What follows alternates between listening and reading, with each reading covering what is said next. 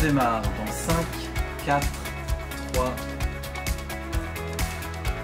Bonsoir à tous, bonsoir à toutes. Quel plaisir de vous retrouver pour une nouvelle émission, votre émission préférée du verbe à l'action, en effet, où nous réunissons des univers différents et on passe de très très bons moments de débat. En effet, je vous présente ceux qui nous accompagnent ce soir. Vous le connaissez forcément, vous avez forcément lu un de ses livres. On est ravis encore une fois, toujours en direct évidemment, d'accueillir Bernard Werber. Bonsoir Bernard Werber. Bonsoir Lionel. Plaisir de vous retrouver sur ce plateau. Pour nous accompagner, Samy Fatin est là également. Bonsoir Samy. Bonsoir Lionel. Plaisir de vous accueillir également, le General Manager de Planon Field Service France. Et une thématique que nous avons choisie ensemble et sur laquelle nous allons pouvoir deviser, développer et débattre. Pourquoi technologie et environnement sont indissociables dans notre société?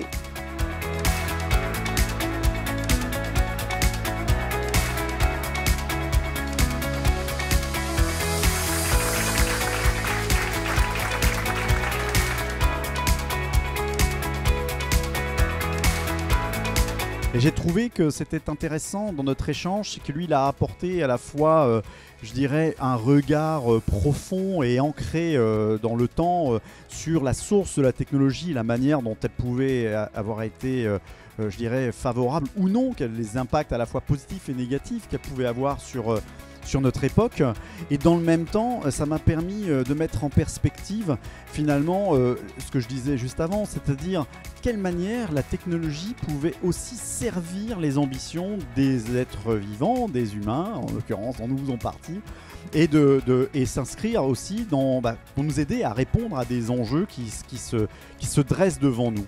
Et je pense qu'effectivement, ça permettait de bien voir qu'en toute technologie peut résider un risque, mais en toute technologie peut également résider un espoir. J'ai adoré cette émission par le format, par les échanges qu'il y a pu y avoir entre Bernard Werber et Samy Fatin de Planon. Les parallèles et les interactions qu'il peut y avoir entre ces deux mondes, entre les mondes que décrit Bernard Werber au travers de ses livres et de ses héroïnes, notamment de la dernière de la valse des âmes, et tous les enjeux et les développements qu'on peut mettre aujourd'hui en perspective dans le monde de l'environnement de travail. Ça pose question, ça pousse à la réflexion. Je pense qu'il y a beaucoup à apprendre, à s'inspirer et surtout, comme le dit Bernard, prendre le temps de respirer, de faire de la méditation plus ou moins volontaire, mais de se poser et de réfléchir à notre futur.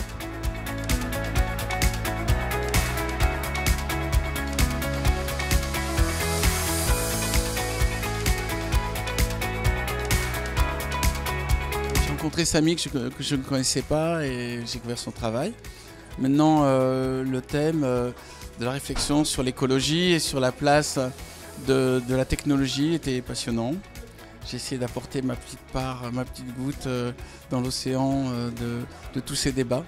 L'avantage, c'est qu'il y a deux manières de communiquer. Une première pour communiquer à un large public et ensuite il y a pour communiquer à un public plus restreint, mais par contre qu'on peut voir. Voilà, je trouve ça très sympathique.